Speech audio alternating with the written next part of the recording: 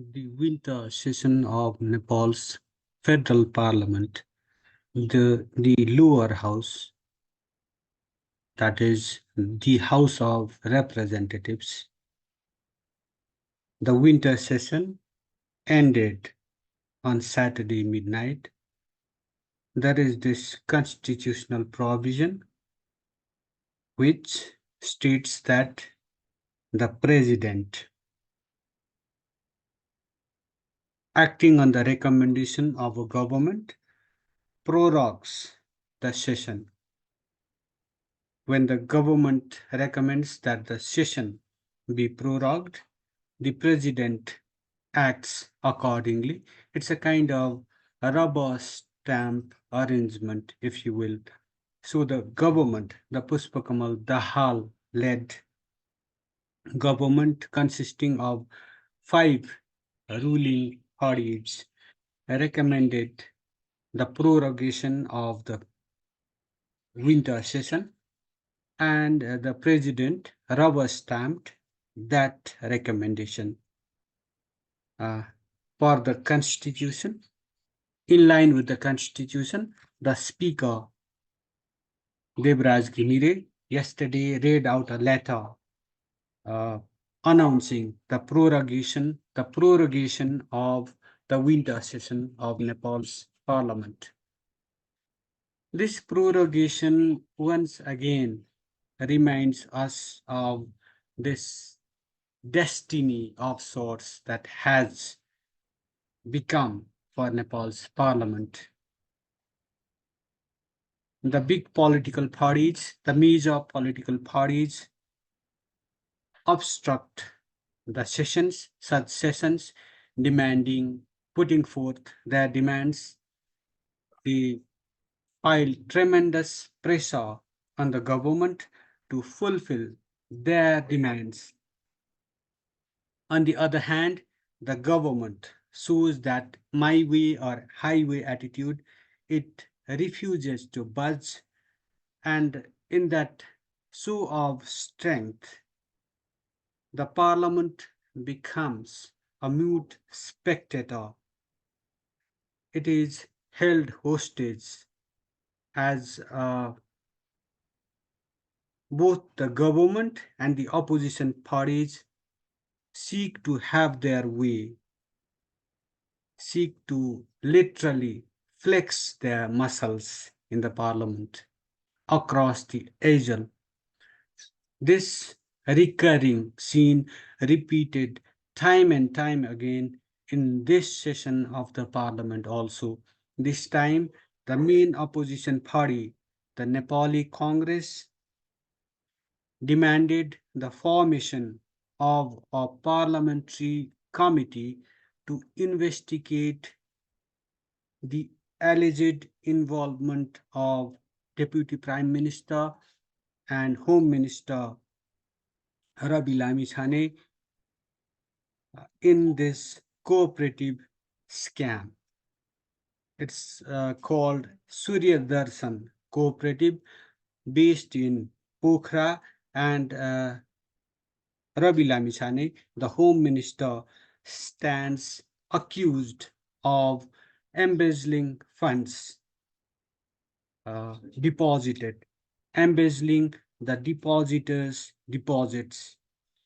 On the other hand, what the government has said is there is no solid proof of Lamichhane's involvement in that scam.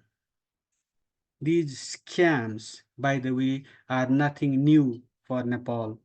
There was this Lalita Nivas scam involving this illegal transfer of 10 rupees of government land located in a prime location in Bansbari in the name of a business person associated with Nepal's huge, the largest conglomerate, if you will. Then there was this scam over illegal smuggling of 60 kg of gold concealed in brake shoes. through Nepal's high security Tribhuvan International Airport. Luckily, otherwise, that cargo, that uh, illegal consignment of gold was intercepted while it was being taken uh, to some undisclosed location at Sinamangal, that is a stone's throw from Nepal's Tribhuvan International Airport. Uh, there are a whole lot of scams, just to name a few. So these scams have become a kind of like everyday affair, but the high and the mighty involved in these scams get clean cheat easily. So this time also, this scam, this alleged involvement of the home minister in that cooperative scam took a lot of the parliament's winter session. It was in session for this session started from January 16th, and it had whole lot of bills to pass, but all it could do is pass endorse the monitoring and evaluation bill, food purity and quality bill, and anti money laundering bill. The winter session of Nepal's parliament convened for 23 times in 23 days. In all, it was in session for 81 hours and 55 minutes only.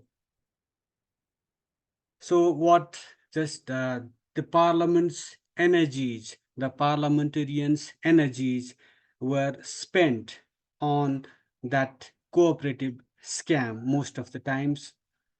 So, whole lot of bills, as I told you earlier, they remain pending. Uh, Among others, that's a bill on Truth and Reconciliation Commission and bill on enforced disappearances. Now, what most probably will happen is the government will seek to rule through ordinances instead of having discussions on these bills, important bills. The government will seek to rule through ordinances, undermining democracy, transparency, and, in a way, the rule of law.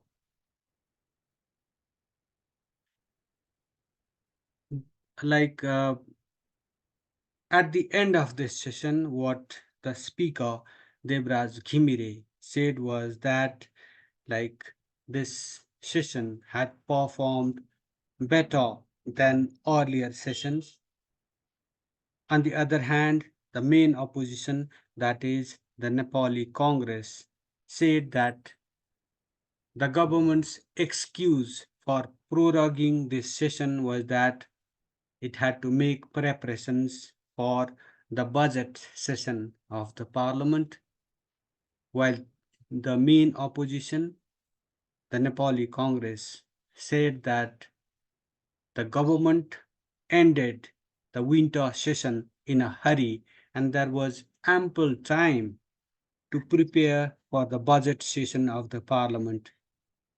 But what should also be kept in mind as is that the main opposition was not going to allow uh, a smooth functioning of this winter session of the parliament. This cacophony, this chaos was to be there, even if the parliament were to uh, be in session for a couple of days more.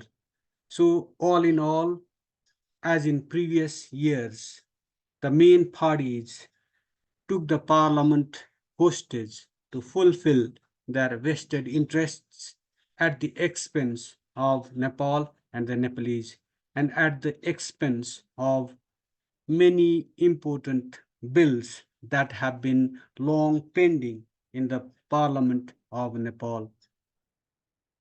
So this ruckus has ended. The parliament, the parliamentarians of Nepal once again wasted whole lot of uh, taxpayers' money. They wasted whole lot of the country and the people's times.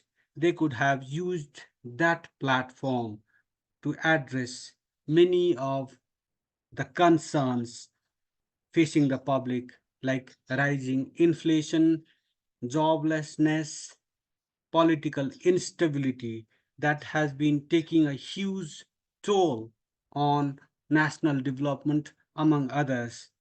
But instead of channelizing those energies towards an impending crisis, an impending economic crisis, joblessness, rising inflation, the parties chose to squabble, to fight over one or two issues that they considered important, that were close to their hearts, at the expense of the larger interest of the country and the public.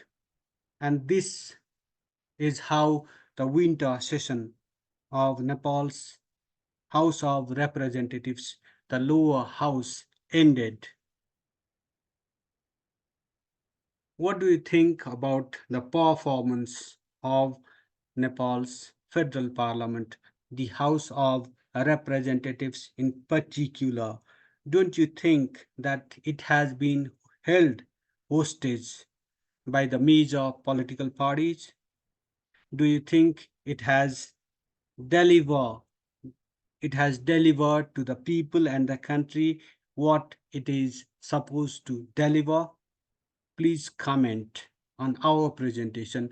Please just write it down, jot it down, your thoughts on this matter.